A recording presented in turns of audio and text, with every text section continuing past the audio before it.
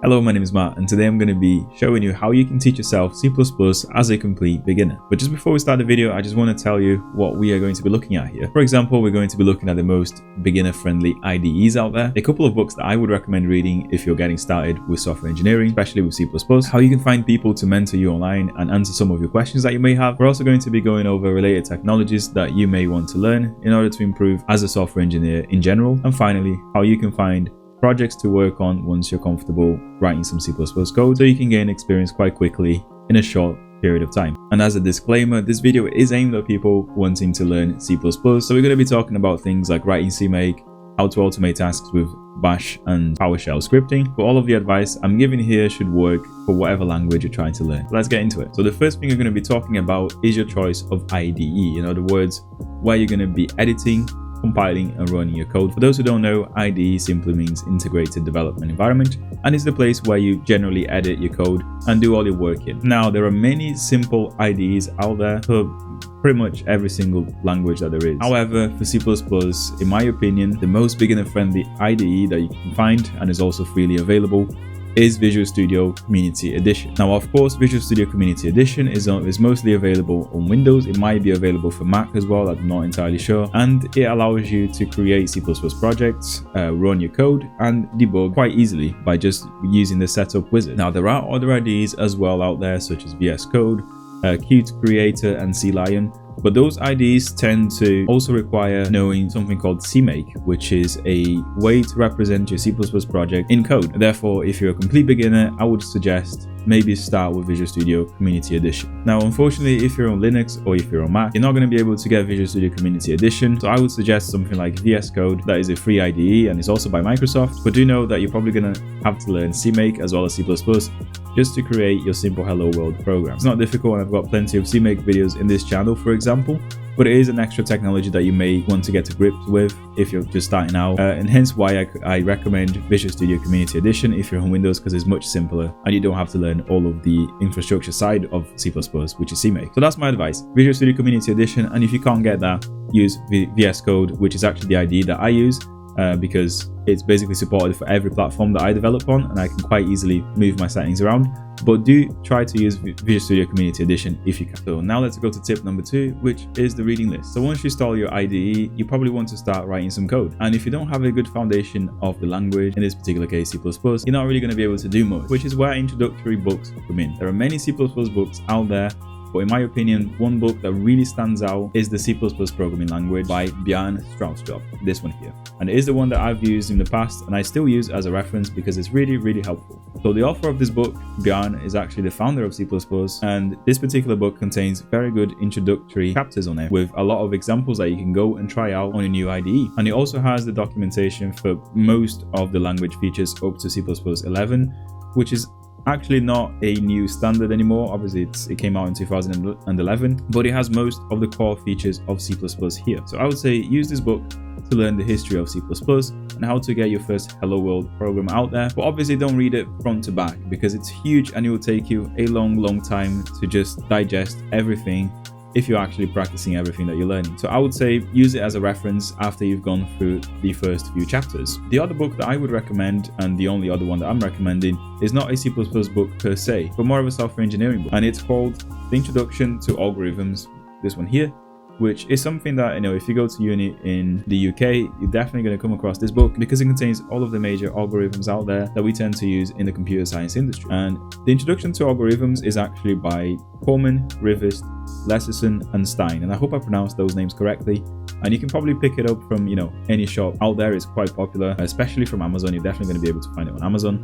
And I'll try and post a link in the description here for all the books that I'm recommending. And it's a really good pick if you're trying to learn software engineering. And again, I don't recommend reading this book front to back because it's huge and it has a lot of stuff that you're probably never gonna come across. But I would recommend keeping it around so that you can refer to this when you come across something that you don't know how it works. For example, if you come across a linked list, which is a fairly popular structure in computer science in general, this book will have a chapter on that and it will tell you how to implement it and how it works so that you can get quite used to it and recognize it whenever you see it. So that's it. These 2 books that I've recommended here are really useful for getting the techniques right, especially the introduction to algorithms. When it comes to data structures and general algorithms in the computer science industry, these 2 are probably going to contain all of the information that you need. So that was it. Tip number 2, just get a couple of books, not necessarily the ones I've recommended, although these are the ones I've personally used, and just make sure that you acquire some of the knowledge from those books and then use them as reference whenever you need them. Now let's go to tip number 3, and something that goes quite well with tip number 2, which are online resources that you can use to learn C++.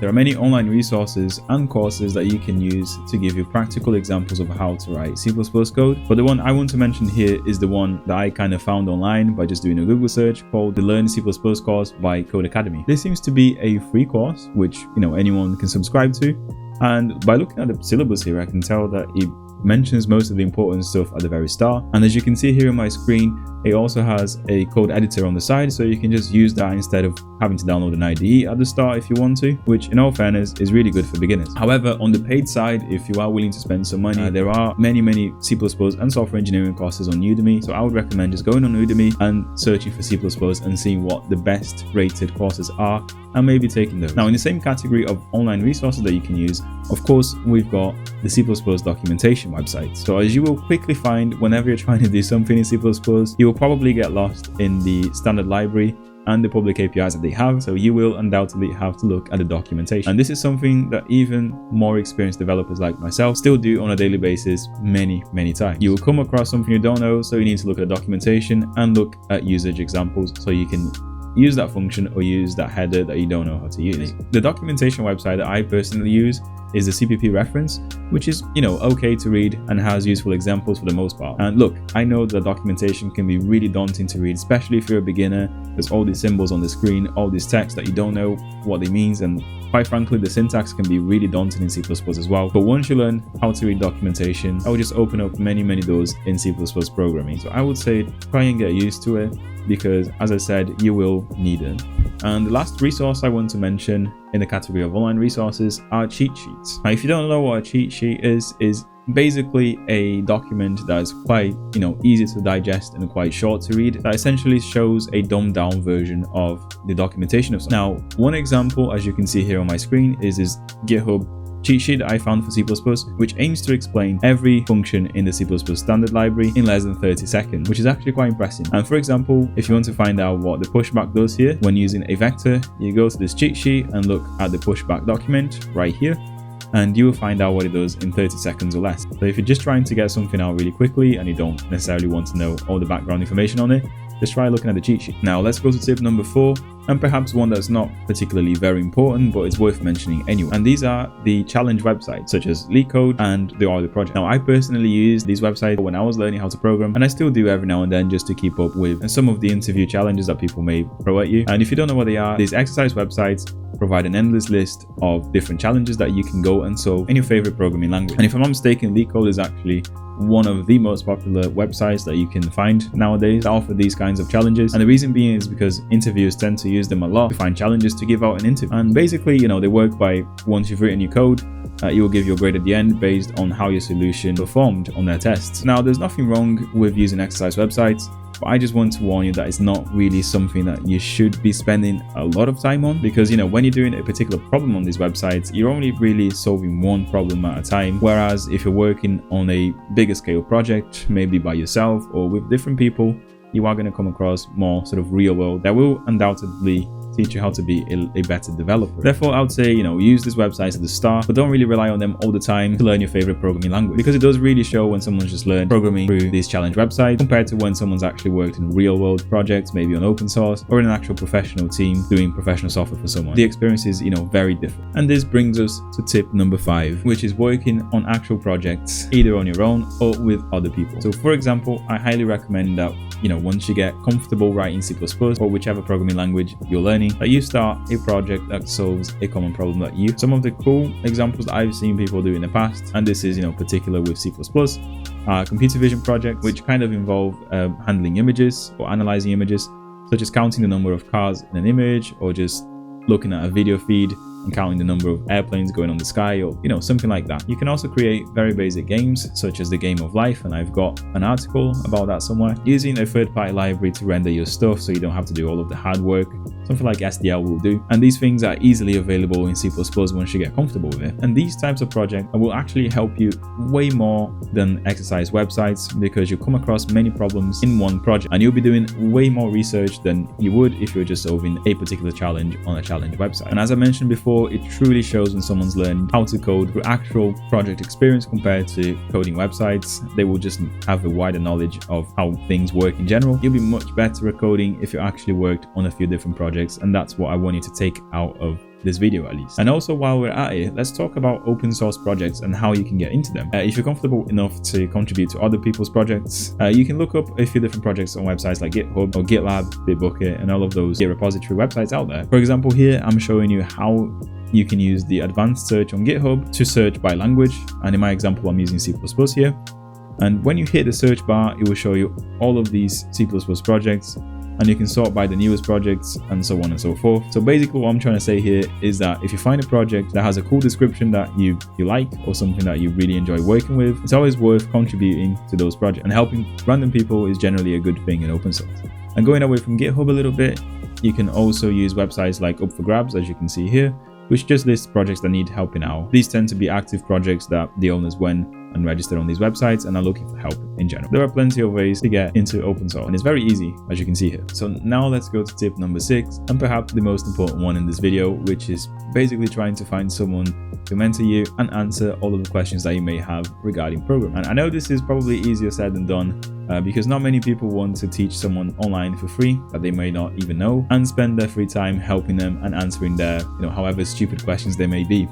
But if you can find someone, perhaps a school colleague or someone in real life who knows how to code and is willing to help you, and that is a really great way to learn very quickly. And it's great because the person mentoring you probably has already come across most of the issues that you will undoubtedly come across when starting a new project or starting to learn a new programming language. Therefore, they can teach you how to do those things very quickly and share their experiences with you. Now, aside from knowing someone, there are different ways to find people who can help you online, and one of the great ways that I would like to mention are forums.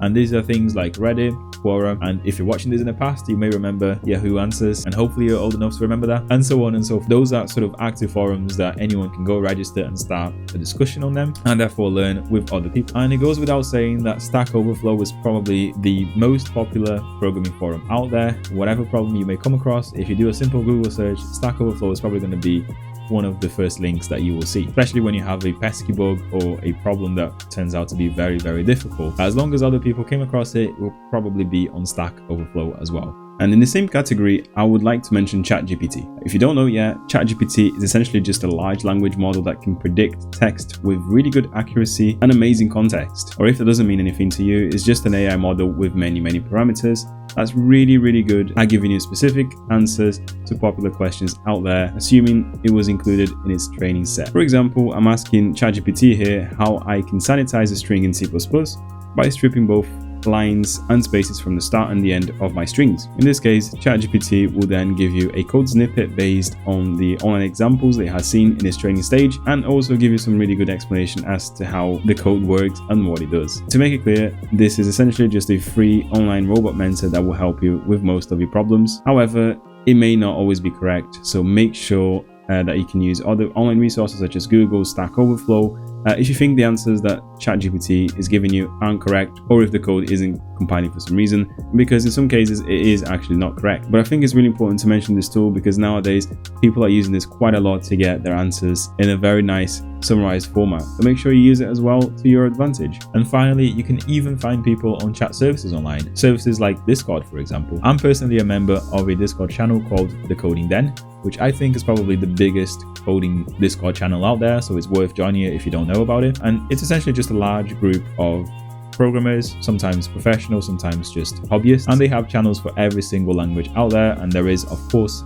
a channel for C++. And there's always someone online in there, so whatever time it is that you're coding, there will be someone online who is probably able to help you with your problems. And it's also worth mentioning that you can find people on smaller Discord servers as well, such as the server that I created for this YouTube channel. And you can find a link on the description. And in my server, I do give free help to people when it comes to C++ or any technology that I know of. And I've been doing so for over a year now. So if you need help, feel free to pop in, and there will always be someone in there to help you. It may not be myself, but it may be one of my friends. You know, everyone in there is quite friendly, and we can help you with whatever problems you have, as long as it's not schoolwork. And finally, let's move on to tip number 7, which is perhaps the second most important one of this video. Just don't limit yourself to just one technology. And what I mean by that is, once you become comfortable writing C++ code, you should also explore related technologies.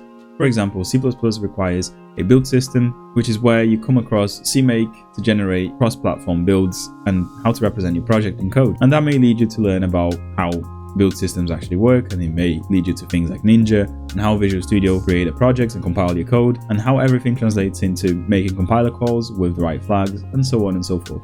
By learning all about these, you'll gain a better understanding of the whole C++ ecosystem. You know, playing with the technologies in the same stack can just broaden your knowledge in general and help you become a much better software engineer. So if you're watching this video for the C++ aspect, here are some of the additional technologies that you should probably consider learning alongside C++. You've got package managers such as Conan and CMake, which can help include third-party packages in your C++ projects. You've got CI/CD pipelines to automate your entire workflow, and this includes being able to check for errors in your code, check for the style of your code, and test your entire project in an automatic pipeline on something like GitLab or Microsoft Azure. We've also got writing scripts, which is basically something you will need to learn if you're learning CI/CD anyway. And these are things like writing Bash or PowerShell so that you can automate local tasks with just simple script files. So the main takeaway here is that once you become comfortable enough writing C++, you should also explore the related technologies that can help you become a better software engineer in general. And these are things that are definitely going to look good in your CV if you just point out everything that you've learned so far.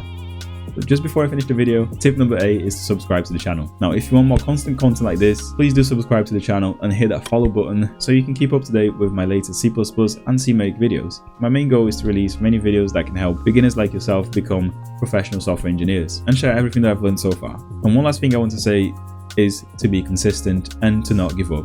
If you're learning programming, if you're learning software engineering from zero, that being C++ or any other language that you want to learn, practicing and time are two of the biggest factors out there for becoming an amazing software engineer. And if you're not going to practice, and if you're just going to give up after a month, I'm sorry to tell you, you're not going to achieve it. So make sure that you stay consistent and practice it every day.